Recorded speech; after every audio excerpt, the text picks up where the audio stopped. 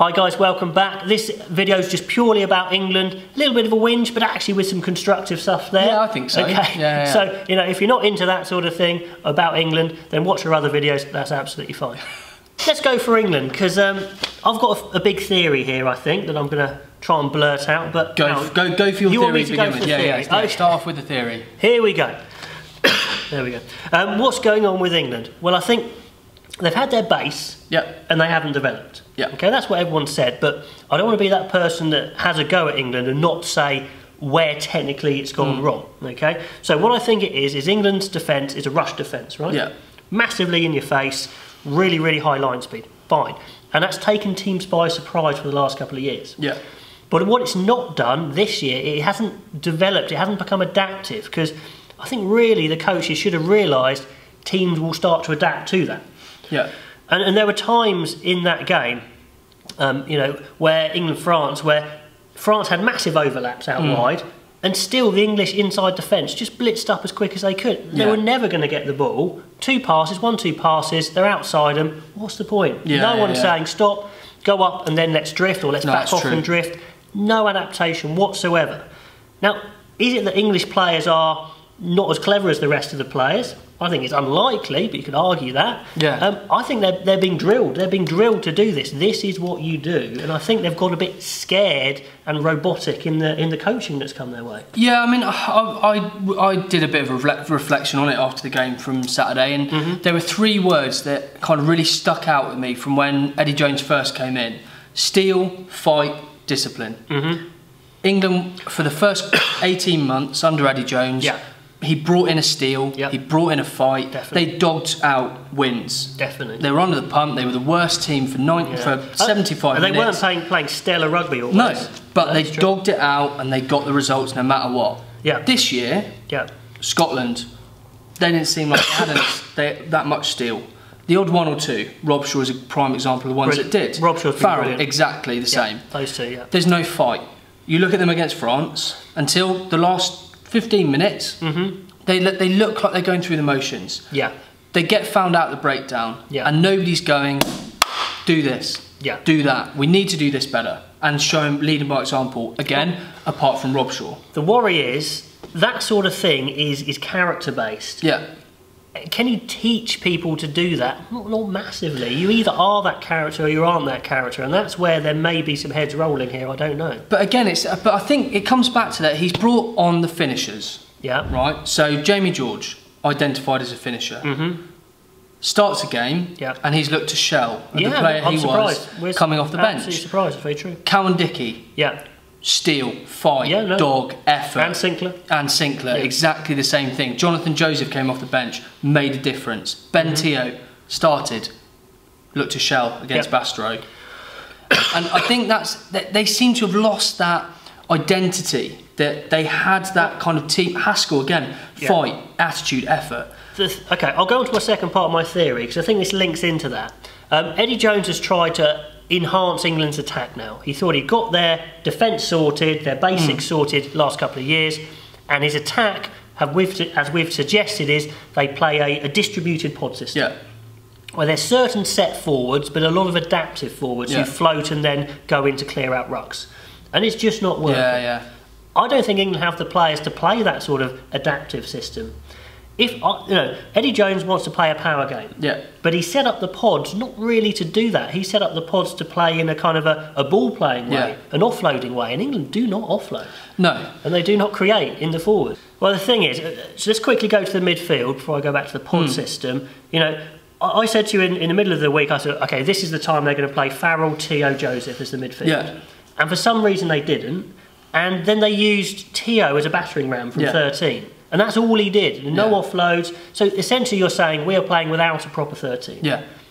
Which is weird. So the Ringrose and Hughes Jones effect is not there at all. So that, I've got to say, that's a massive selection mistake. I think Why on earth didn't they go Farrell, Teo, Joseph?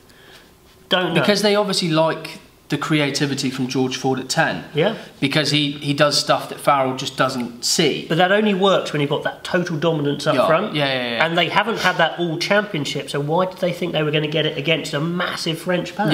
And that's the thing. It's a big There's a lot of underlying questions here. I think they've got the back row selection massively wrong, England, at the moment. I think they would have played Underhill if he was fit. Yeah. I think that was a bit of a wounder, but they're only carrying one proper 7, so that could happen. But again, I think it comes back to that Itoje Courtney-Lawes is their first choice second row pairing.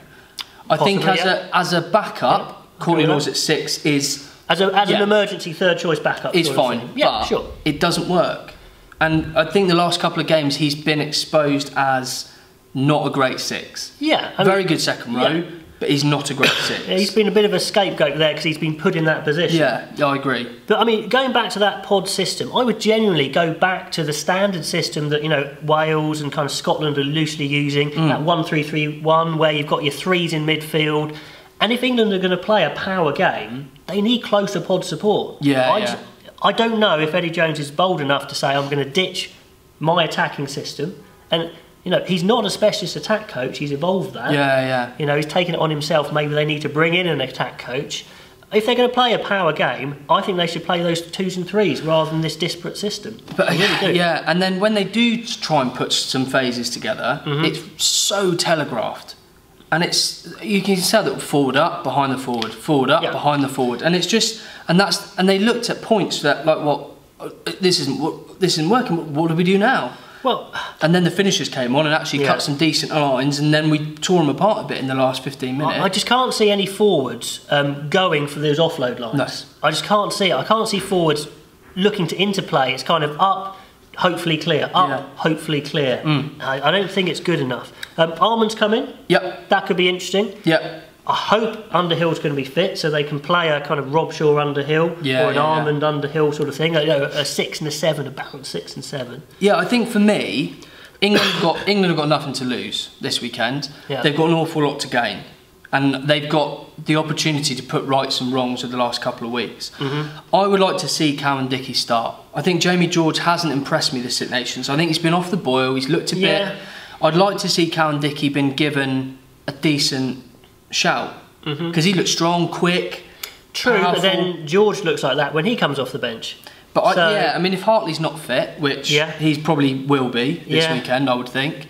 I'd like to see Cowan Dickey start, Jamie George come off the bench. Well, I definitely would like to see Rob Shaw at 6 and Underhill at 7, if at all possible. And definitely like to see Farrell at 10, Tia and JJ. A balanced midfield. I mean, Farrell served his time. He is our best 10 by miles. I think he's improved, actually. I think his running game's massively improved. And he should now be the man, I think.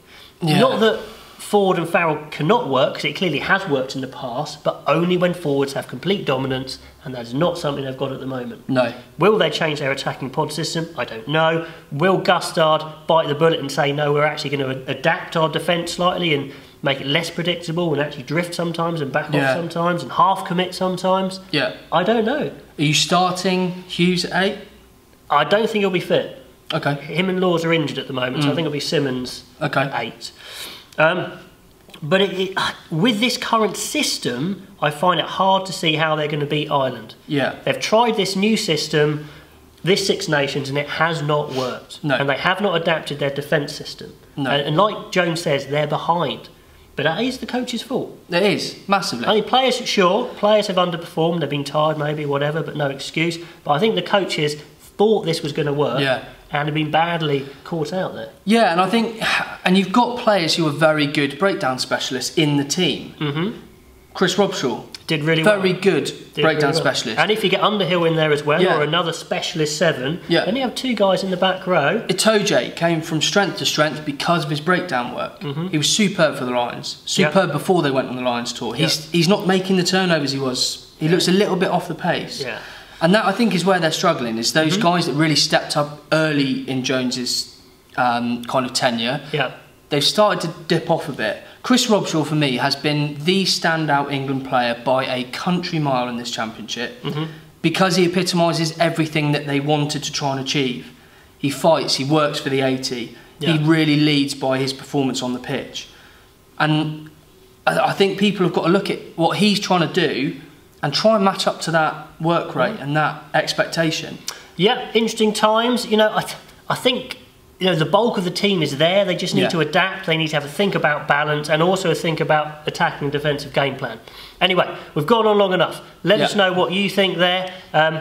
And we'll talk about Scotland and Wales in a separate video because we've just gone on about England there far too long. But it's interesting. Yeah, I don't think it's the end of the world by any means, No? but I think they've got a prime opportunity to turn up against Ireland and put right some wrongs. Yeah. So it'd be good to. I think it's going to be a cracking game, whatever. Yeah, this weekend. Cool. Until next time, we will see you then.